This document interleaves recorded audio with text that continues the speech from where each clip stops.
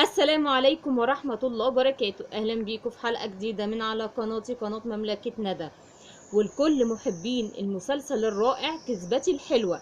طبعا المسلسل بقى في المرتبة الثالثة بالظبط بنسبة مشاهدة عالية جدا.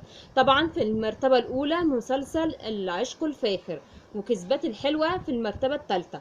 طبعا المسلسل ده لقى نجاح كبير جدا على المستوى العربي والمستوى التركي.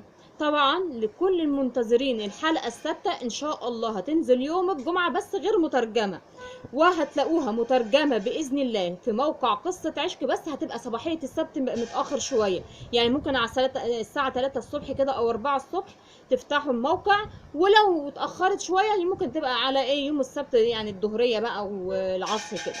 فطبعا المنتظرين الحلقة بفارغ الصبر انتظروا يوم السبت وهي مترجمة.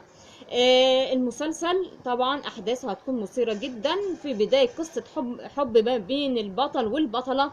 طبعا بعد الرحله اللي هم هيطلعوها مع بعض هتحصل مفارقات كتيره جدا جدا جدا. طبعا انتم مشوقين للحلقه، فانا عشان كده بقول لكم من دلوقتي انتظروا يوم الجمعه. اما بالحلقه واعلانها الحلقه السابعه بالظبط هتنزل يوم الحد باذن الله. اعلان الحلقه السابعه هتنزل يوم الحد برضو، علشان اللي بيحب يتابع الاعلانات بتاعه المسلسل. ان شاء الله يوم الاحد هتلاقوها على اليوتيوب، والحلقه الجديده يوم الجمعه. انا بقولها تاني اهو، يوم الجمعه ويوم السبت يبقى الحلقه المترجمه، والاعلان يوم الاحد ورا بعض على طول. اوكي، يلا انا عايزه اشوف تعليقاتكم على تقييم الحلقات اللي فاتت، وايه رايكم؟ هل فعلا المفروض تعتبر في المرتبه الثالثه، ولا المفروض تترفع تبقى في المرتبه الاولى زي مع مسلسل العشق الفاخر؟